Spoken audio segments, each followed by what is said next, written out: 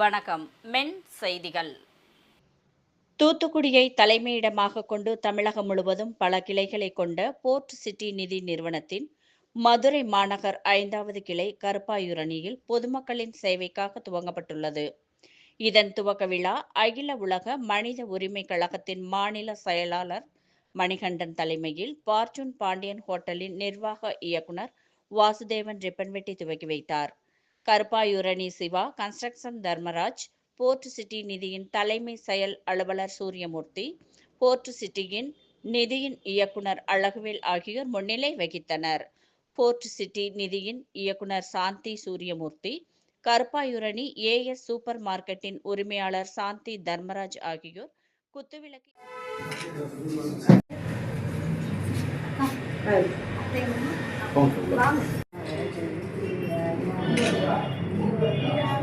பாருங்க.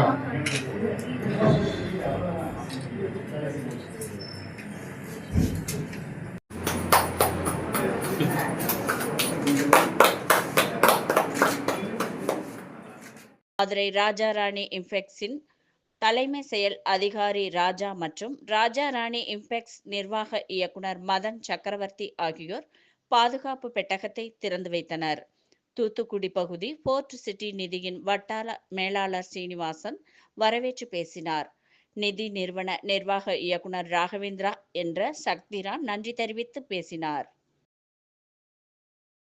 மென் செய்திகளுக்காக செய்தியாளர் பாலாஜி.